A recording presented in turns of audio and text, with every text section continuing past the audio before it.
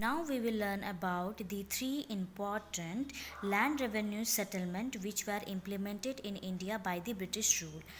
So the first one is permanent settlement. It was introduced by Lord Cornwallis in the year 1793. Remember the year as well as who had introduced it, that is Lord Cornwallis. Now we will learn or we will discuss what were the key features of the permanent settlement. The landowners or zamindars emerge as a class of loyal allies to the English East India Company. So the landowners, that means who have a huge amount of land, they were also known as zamindar. They will be the you can say a group of people who will be loyal allies, that means who will be loyal to the English East India Company, or you can say a loyal servant to the English East India Company. They will work for English East India Company. The zamindar got hereditary rights over their land. So the zamindars, that means the landowners, they got hereditary rights. That means if for example if one zamindars he have a 10,000 acre of land, okay, that land belongs to his father. So after his father death, that land will be transferred to his son. So this process is known as heredity. That means the same property goes from one generation to the other generation. So the zamindar, they have got the hereditary rights over their lands. Nobody can take their rights from them.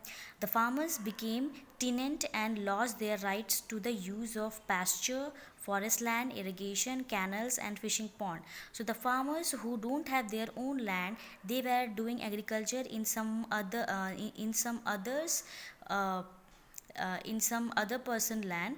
They were not given rights. That means they cannot go to any other land and they can do different types of irrigation facilities, or they can make canals, or even they cannot go to the pond for catching the fish. So these was the rights which were taken from the peasants. The income of the company from land revenue becomes secular and regular. So the income of the English East India Company, especially from the tax which they collect from the land, it became secure. That means that was fixed. For example, 1 lakh rupees will come from this portion, or one or you can say 1 lakh rupees will come from Bengal land. Okay, that amount was fixed and it was regular. So because the peasants were forced to pay the land revenue, the farmers were left at the mercy of the zamindar, who often extracted exorbitant rates from them. So the farmers, they were totally left under the mercy of zamindar. That means it is up to the zamindar or the landowners whether they will collect the tax which are ordered by the British. For example, if Britishers had said that from the farmers you have to collect 40% of the taxes. Okay, so it is totally up to the zamindar that whether they will collect 40%, or they can charge extra also, maybe 50% or 60%. So that's why the peasants were faced they were forced to pay high revenue taxes. The peasants were forced to pay the revenue even if the crops fail. So the peasants, that means the farmers, they were forced to pay the revenue system even if their crop failed. Hence they were forced to borrow money from the moneylenders at a high interest rate. So as they were forced to pay the revenue even if their crop was failed, that's why in order to do the agriculture they need money, right? So that's why they go to the money lender and they ask money, and the money lender also you can say try to exploit the peasant. How the money lender will exploit the peasant? They will charge, or they will give the loan at a very high rate, due to which the peasants were pressurized both by the money lenders, zamindar, and even by the Britishers also. In case of non-repayment of loan, that means if the farmers is not able to repay the loan to the moneylender, the land was mortgaged. That means the land was whatever the land or property the peasant have or the farmers have, it will be taken to it will be taken by the moneylenders, and the peasant had to look for an alternative employment and even migrate to cities. So as the only land of the peasants are taken by the moneylenders, as they were not able to repay the loan, so they So they were forced to look for any other alternative employment, that means any other job, or even they have to migrate, that means move to other cities for job, or you can say for money. So this was the situation in the permanent settlement. In many places, moneylenders replaced the old landlord who took no interest in improving agriculture production. So in many places the moneylenders were replaced by the old landlord, okay, who were not at all interested in improving the agriculture production. Their only main aim was to extract as number of revenue from the peasants. Many of them were absentee landlord who leased out their land to tenant and lived in cities. So there were many old landlords who were not at all interested in any revenue system.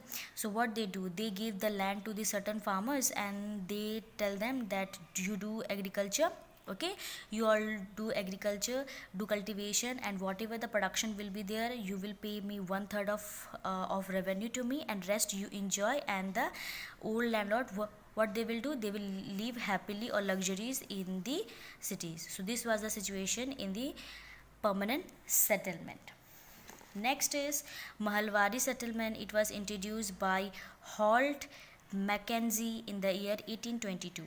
Key features and consequences. The unit of revenue settlement was the village or the mahal, and the revenue demand was made collectively on the village. So that means the Mahalwari settlement was applied only on the village level, or village were also known as mahal, and these revenue demand were only collected on the village level.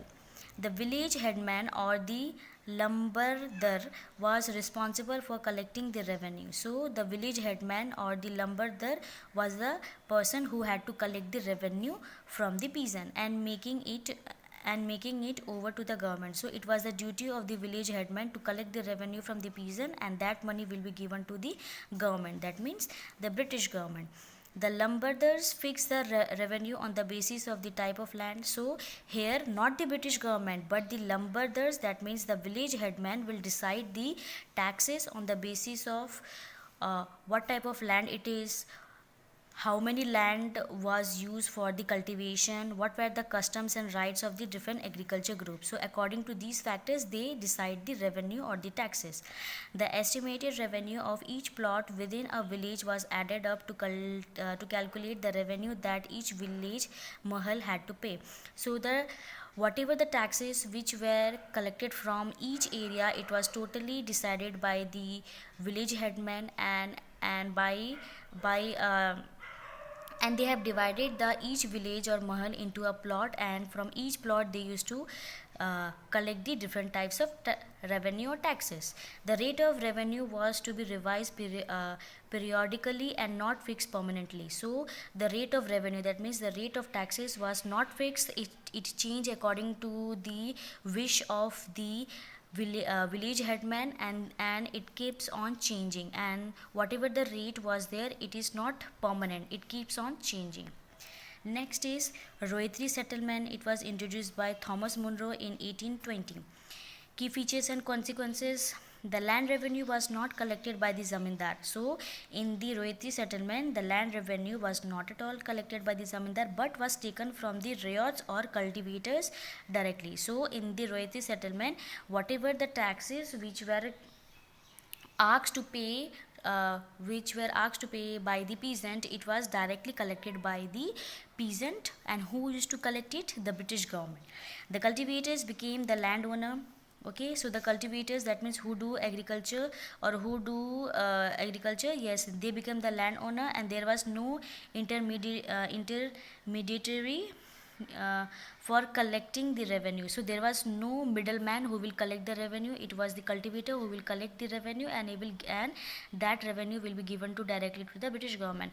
The revenue was very high and collected rigidly. So the revenue, that is the tax, was very high and it was rigidly. That means they have to pay anyhow.